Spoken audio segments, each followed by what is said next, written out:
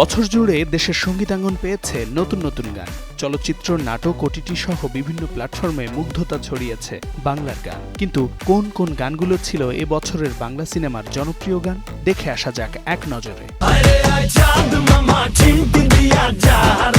বছরের সবচেয়ে আলোচিত গানের তালিকার শীর্ষে রয়েছে এই গানটি।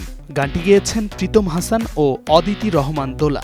গানটির সুর ও সঙ্গীত করেছেন প্রীতম হাসান। বরবাদ সিনেমার চাঁদ মামা শিরোনামে গানটি শ্রোতাদের মাতিয়েছে দারুণভাবে।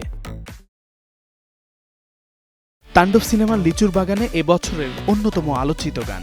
গানটির সুর সঙ্গীতায়োজন করেছেন প্রীতম হাসান। গানটিতে কণ্ঠ দিয়েছেন প্রীতম, জেফার, মঙ্গল মিয়া ও আলেয়া বেগম। জিন 3 সিনেমার কন্যা গানটি দর্শক শ্রোতাদের মাঝে বেশ আলোচিত হয়েছে। গানটি দ্বৈত কণ্ঠে গেয়েছেন ইমরান ও কণা।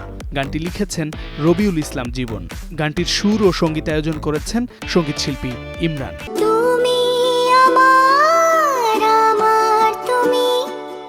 বাবা মেয়ের সম্পর্ককে আরও গভীর করেছে গানটি।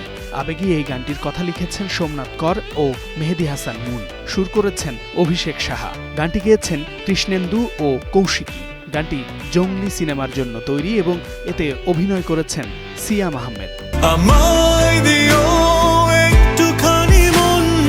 দাগি সিনেমার একটুখানি মন গানটির লেখক সাদাত হোসেন, সুরকার ও সঙ্গীত পরিচালক সাজিদ সরকার।